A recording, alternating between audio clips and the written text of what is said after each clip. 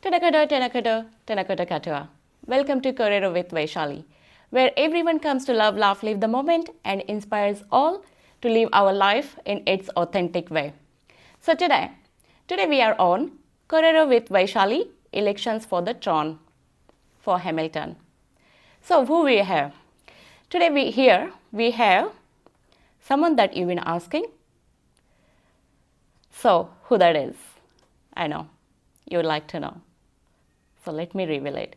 Today we have Graeme Mead, who is standing for Hamilton West. So what his campaign says? His campaign says, honesty, committed, skilled community advocate who focuses on financial transparency and focusing on the results, not the reports. So let's find out what is the best he's planning to bring for Hamilton. Shall we welcome him? So let's welcome Graeme Mead for Hamilton West. Welcome to Kōrero with Vaishali. Thank you for having me this morning. It's a privilege to be here. Oh, thank you. It's my privilege to have you on Kōrero with Vaishali and talk about what's that best you're planning to bring for our people. So first thing first, I guess, could you please tell us about yourself, professional life, personal life, and how you got into this? What inspired you? I was born in Raglan on a farm at Waitituna on the way to Raglan, so the youngest of four. Schooled at a very small school at Waitituna and then joined Fraser High School. 1974, I met a young lady who's now still my wife. Oh, no. So we met at school and we've sort of been around, hanging around each other 50 odd years. It's really nice. So for me, family's important. We've lived in Dinsdale and around the area throughout our married life. She was a Dinsdale girl as well. So Dinsdale and Hamilton West's our home and will always be our home. It's a city I love. It's nice. I'm passionate about it. It's where my life is. It's where my work is. It's all those sorts of things. So yeah, from a personal perspective, I love being around the west side of Hamilton. Work-wise, my trade, if we go back far enough, is an automotive engineer, which is a mechanic. So I've trained as a mechanic, and from there, throughout my life, I've worked my way into ending up running national businesses, national managers, national sales managers. I've run charities. I've ended up in a lot of management roles. Nice. Just by hard work and discipline, and yeah, we made some mistakes along the way. You don't get everything right. Yeah, we all do. We are humans. Yeah, every day you've got to learn something, which what I've done, and now I formed Dinsdale Community Action Group with Rex Peterson about 7 or 8 years ago because we felt Dinsdale was getting left out. The west side of Hamilton was forgotten. So we became a little bit political and activist with the council, saying we'd like some pedestrian crossings, we'd like some rubbish bins, we'd like some road markings, and we got some traction with that. We managed to do some of that, and at that stage I was asked to stand for council 2 elections ago, and I said no, not me. And the same again last election, and this one my wife said to me, if we get to December and you haven't stood, will you have a regret? And I said, yes, I would. So here we are. I went and talked to a few people, and they said, go on, stand for us, will you, because you work for us. Well, that's a pretty cool thing to have. Oh, that's great. So basically you started helping people and they thought, okay, you should be the leader now. A little bit of that, yes. Kind of story, right? That's great. Inspiring one. Thank you. Yeah, that was my next question, but I think I put them all together. So thanks. What challenges do you think Hamilton is facing at the moment? Have you got any strategies around to minimize all those problems? I think the big thing is people look at their rates bill and say, how can we save rates? Well, rates are a cost. So a control of costs is the first thing to look at. I've done a lot of official information requests and found a lot of cost things that I look at and go, is that right? If so, show me all the budget so I can see that it's right. Or are we getting a fair crack at what we pay for things? Because most people seem to think we're paying for too much. And if you pay too much for stuff, it's got to be handed on. If you have a business and your business building, your rates are 3 times what a house owner's is. So for you to cover your costs and stay in business, what do you got to do? You've got to put your prices up. You've got to retain a business margin. So if everybody's prices are going up, the person at the end pays, and that's you and me. That's, yeah. We pay the end True. debt. So for me, I just want to get a little bit of transparency. I'd like to see where our costs are going and get a handle. I'm not going to promise anything that I can't see. I'm very much hands-on. What does that cost and how does it get there? So, yeah, I'm probably going to be a bit of a pest, but I want to see how things are costed. Great, that's a good one. All right. So, how will you address housing affordability in Hamilton, and what actions do you think you would be taking? That's a real challenging question, given that the land in most cases is owned by private developers. The council's involvement are development costs and connections to lines and pumps and all those sorts of things. And I'm talking to developers and they're saying that's a little bit out of control. And then on the other side, we've got a real monopoly in supply of things for building houses. Again, council can't control that. We send timber off overseas and it comes back remanufactured and we pay more for it. Our housing costs in New Zealand, though, are way above those of the rest of the world. Now, the question is why? Now, does council have some land we could use to make affordable housing? It probably does. So can we look at some of the land that council owns, and then can we invest in a building program where we're building good quality houses with the right results? And we've got to look at those things. It's worked well in Brisbane and different places where they've done apartment-style buildings, but the infrastructure was there with shops and traffic and buses and access before they started building. We tend to build something and say, how are we going to get there? That's the planning. Okay. Start at the beginning. What do we need? So need a good big plan. Yeah, we need to talk about things before we rush in and do them. Okay. Too often the council's stamping okay at the end of the journey. You get a ticket at the start. Okay. So you're saying that we are just acting without planning thoroughly. Yeah, in a lot of cases we are. Okay. We've been spending money without a lot of planning around it. Okay. We use a lot of consultants. We use a lot of costs where we could sit down and say, Rifle Range Road still bugs me. And they've said we didn't do everything at the beginning and now we're digging it up again.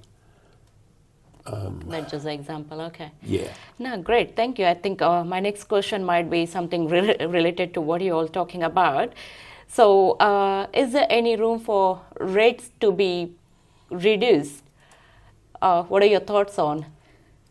Rates should be managed, and they can be managed if there's other councils around the country who are managing rates. Okay. But to manage your rates, you've got to look at what your costs are. We don't have an income problem at Hamilton City Council. There's enough money coming in. Okay. There's just a bit much going out. So there's more going out than coming in. So the debt's rising. And I think there is. But to do that, we've got to have a really good visible look at what we're spending. Is everything we're spending necessary? And are we getting a return on the investments that we've got out in the market? So. Okay. Sorry, I'm not sure if I heard that right. So did you say we have enough revenue coming in? I think so. Okay. I think there's enough revenue coming in. There's just too much going out. So do you think we need to increase our revenue options? No, I think we reduce our just spending. need to be managed. Manage our spending. Okay. Because for me, you say, my job brings this much income in, and I'm going to spend that much. Now, can you increase your revenue tomorrow to meet that? Probably not. So what are you going to do is say, we'll go without this to make sure I'm underneath my budget revenue. And that's a household thing as much as a council thing. Basics, great, thank you. That's a really deep, thanks. Okay, so next one, what initiatives will you introduce to promote environmental sustainability in Hamilton? Sorry, what was that one? Environmental sustainability. Environment sustainability. There's a lot of things we can do. For me, of growing up on a farm, grass, green, trees, environment is exceptionally important to me. Nice. We've got to do things right. We've got to do things carefully. If we're going to plant trees, let's make sure we plant them in the right place, in the right way, and in the right areas with the right trees. If we're going to deal with wastewater, if we're going to deal with rubbish, let's have a look at how they're getting dealt with. There's a lot of things, we're a little country, but there's a lot of things overseas that we can take ideas from and use here. And I don't think burying all our waste in a big pit north of Hamilton's the right way to go. Great, thank you. Okay. All right, next one is, I seek your thoughts on infrastructure investments, you mentioned earlier as well. So what different you want to give to Hamilton and how you're going to implement, including rifle range roadworks and lot other unnecessary spendings that you think that is not necessary, that can be avoided and money can be saved and used on the good projects. So yeah, look, definitely can. If you look at Rifle Range Road, I think the scary thing is there was $433,000 worth of traffic management costs. That's road cones. You go down to Commerce Street and Lake Road intersection down there, there's some raised bumps, 4 pedestrian crossings, a tight pedestrian crossing with a big hump in the middle. That was $1.2 million and the buses still have to drive across the top of it. I've done a little bit of looking around and seeing what they're doing overseas. Raised platforms are okay, but I think we come back to driver education. We come back to how things are put together. All around the world since about 2016, they've been using 3D designed pedestrian crossings. So when you drive up to them, they look like they're raised. And a visual thing to slow people down, right on top of a roundabout with give way signs, and then the buses are parked on the pedestrian crossing. Common sense tells me something's wrong. I've got a custom coming out in the next week. I think I can do a pedestrian crossing, excluding consultants' fees and a whole lot of other things, for around a roundabout like that, for around about $35,000. Okay. With some paint and some signs. We could try it. We could try it. Yes, definitely we can. Yes. Okay. No, that's great. Thank you. Okay. Do you think already we jumped into this public transportation, but do you think the existing public transportation is efficient, or do we need to make some major changes so we are ready for the future, as Hamilton is the fastest growing city at the moment? Does the buses fit us? No. Most of them are empty. The routes don't fit. They are charging around the town I've got that information from another official information request from Environment Waikato of Regional Council, and the buses aren't full, and they're changing routes to try and fit to get more people on the bus. We've got a very spread city. Hamilton's far and wide and long and narrow. You go back 30 years, there was talk about how we should manage our infrastructure to get bus routes and all those sorts of things working. Look at other cities that have grown, and Auckland's got the same problem we have. You're probably not old enough to remember Sir Dovemeyer Robinson, and he said, let's put a monorail right around Auckland years ago, and they said no. It probably would have worked. But we have a big widespread city, and we've got a river that goes down the middle. Yes. And we've got bridges that are probably inefficient at travelling across. So I don't know what the answer is. I really don't. But we've somehow got to figure out what can be the answer. And are we doing enough planning, talking and discussing about it? We probably are, but we need to sit down and say, what do the residents want? Too often we say, no, the residents want this. Well, have we been and asked them? And that's what I've done in Dinsdale over a lot of years. We sit down in the coffee shop and have a yarn and say, what do you actually see that you need changing? And they're the people who pay the rate, so we should be engaging with them in a deeper fashion on this. It's not a win-win for anyone at the moment. Okay, so there can be a lot of changes can be made. Everyone needs to sit down and talk about and bring something better. Yeah, and it's not just pedestrians or cyclists or scooters or cars or trucks or whatever it might be. That's everybody. We've got to look at our community. How do your kids get to school safely? How do you park outside most schools around Hamilton at 8:45, The cars are a shambles because we like to park close. But I don't know. It's there's a lot of work that needs to be done in it. Okay. Great, thank you. Hopefully, if you get elected, you work on that project and make it practical for everyone. We've got to do something. Definitely, we got to do something. Thank you. What measures will you take to reduce the homelessness and provide support for those in need? We go back enough years. I used to work with the Salvation Army every week, and we used to do the Thursday night body and soul meetings on London Street, and we'd feed probably 100, 150 people with a few people from there. And I did that 5 or 6 years, plus also worked in prison rehab and streets. Did some work in Melbourne on the streets with the heroin addicts for a month. Oh, okay. Just to try and figure out what goes on in the world. So a lot of the people that are on the streets have been there for years. It's not just a council problem, it's a central government problem, and it's also a community problem. Now, some of them are quite happy living on the streets. That's where they want to be. They've been there for a lot. Some aren't. But it's a social thing to say, what do they want as much as what does we want? Because people say, yeah, let's get them out of town. So they've ended up around the suburbs. Are there some of the groups that are going around that are perhaps organised and moving from shopping centre to shopping centre to shopping centre? There might be. Okay. But it's an issue that we can't just fix by saying we uplift them and take them somewhere, or we do push them to the suburbs. It's a real social problem at the moment, and I've spoken to the MPs about it. I've spent some time with Tama Potaka and some others saying, look, this is a you and us problem, and there's got to be a solution. I'd love to say, here's a house, let's put them in. But that's not the solution, it's more than that. Where can we find some work? Where can we find something sustainable for them to do? Where can we give a reason to get up in the morning? True. Great, thank you. How will you support mental health services and addiction recovery programs in the city? Have to. We just have to. There's addicts everywhere. You don't know who's an addict sometimes. And I think that being in Melbourne showed me that when you walked around a corner and there was a person in torn clothes next to a person in a suit, and they were both enjoying the thrill of drugs. It's very difficult to tell who is addicted, who's not. And it's not just drugs, it's alcohol, there's gambling, there's a lot of addictions people have.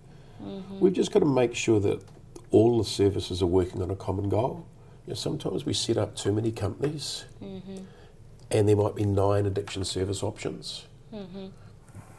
Can we make them better by making one? Could the council be running that and managing it? Could we, central government council, be running these things? Not to say that they're not doing a good job, but how can we support them to ensure they are doing a good job? Because addictions, whatever they are horrible things to break. They really are. And especially mental health. Yes. We as men are bulletproof. We like to say, not us. Everyone suffers from mental health problems in some way. Sometimes they don't realise it. And you know, I've had my share of challenges during my life. Yes. Some setbacks that have really knocked you for 6, but you get up the next day and say, look, I'm happy to be alive. And Yes, need to find the purpose. And that's probably when you said to me before, how come you're so busy? That's why. Good one. Even as I had mentioned earlier, since 2022, when I lost my mother, I think I found this purpose, and that's how I get onto this. I try to help as many people as I can. That keeps me happy. So that is another way of, so need to find the purpose and be busy. You did right. If you haven't got a purpose to get up in the morning, life is hard. It is. Great, thank you. All right, how would you support local small businesses to grow? Do you have any plans?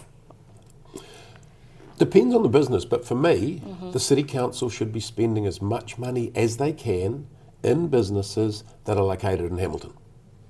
Because if your business is a small business and you're able to supply the council, your business may grow, you may employ more people, you may give them more chances to live and spend money and pay rates in Hamilton. Empty sections don't give you much income. Oh, that is true. It's those sorts of things. I think we need to spend money in town. People say, it's the old Ministry of Works thing. Do we need to run our own workshops again? do we need to employ staff in the council who are local? They're here spending their money in Hamilton. And we've got to look at a lot of those things. We've got to invest back into our city and our people to make sure our city and our people grow. If we keep sending money that our rates are paying out of town, it's not helping our town. I'd rather pay 5% more for something and ensure that a business in Hamilton survives than pay 5% less and make somebody in another city wealthy.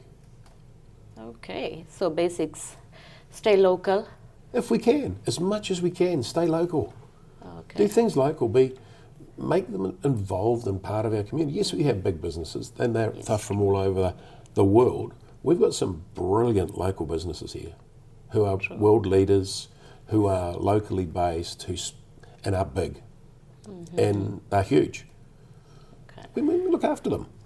Great. So if you're elected, you will be starting from council itself, using local talent to get all the jobs done around Hamilton. If I can, and that's the transparency thing that we started about at the beginning. Oh, okay. Who are we spending it with?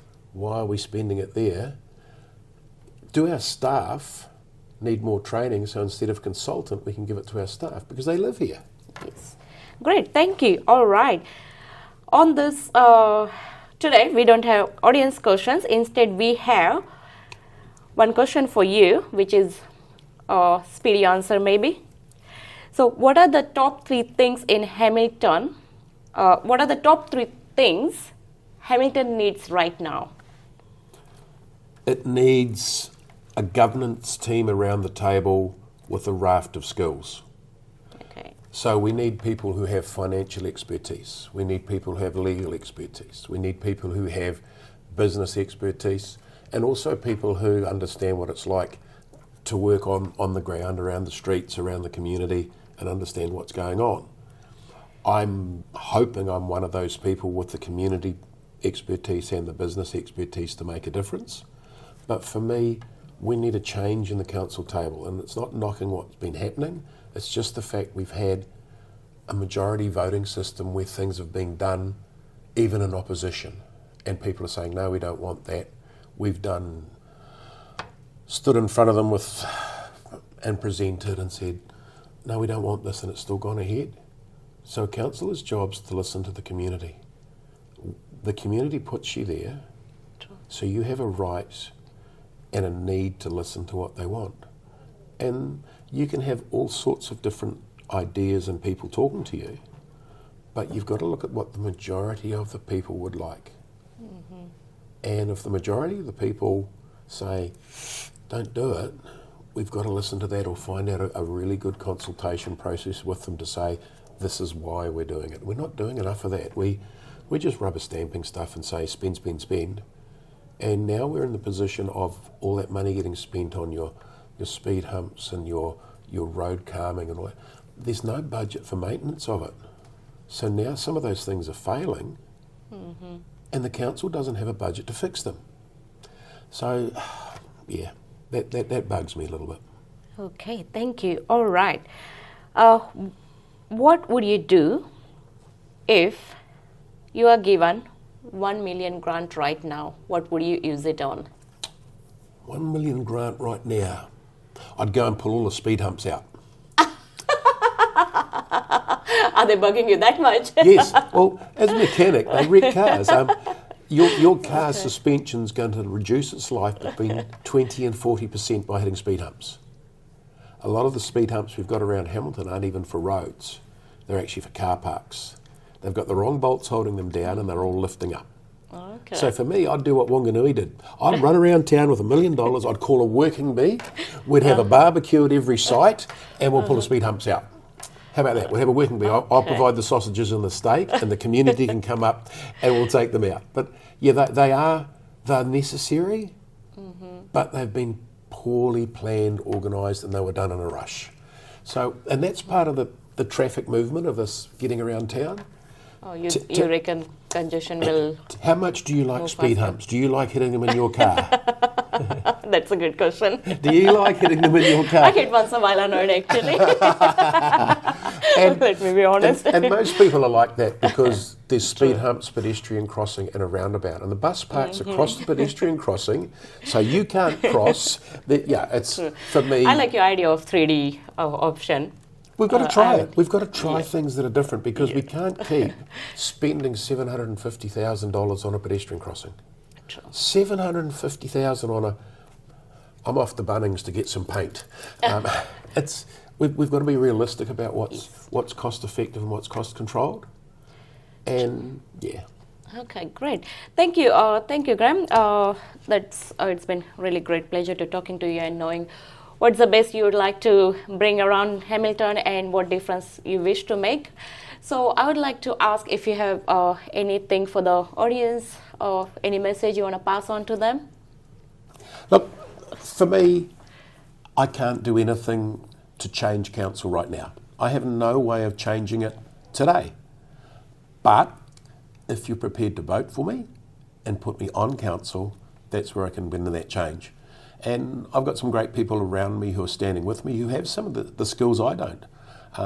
Somebody from finance, that's Mark Flyger, there's Mesh McDonald who's a lawyer, there's Mike West who's an engineer, and myself, and we're all in Hamilton West together and working hard because we believe we can bring something to the table that can change where we currently are. We won't be perfect, we can't change it tomorrow, but we're here for the community, we're here to make sure that you're listened to. And for me, my community is Hamilton, it is Dinsdale, it is Hamilton West, and I love the place and I'll do anything I can to make it just a little bit better. Thank you so much for your time today. I really do appreciate being asked to do this. It's pretty special to stand for council. I can feel that, the love for your community you've been showing and you've been talking about, definitely, because you were suggested by your community to stand up for elections, so definitely that speaks up for itself. I don't have to say much. It's been really privileged to have you here and hear about your stories and your plans and your community work that you've been doing. That's great. Thank you so much. Keep doing the best. And I wish you good luck. Thanks for coming on board. And yes, wonderful people, please, doesn't matter whom you vote, please vote. Check everyone's campaigns and see what they're trying to bring for Hamiltons and what they're trying to bring the best for our city, for our people. Check it out and please do vote. Thank you. See you again.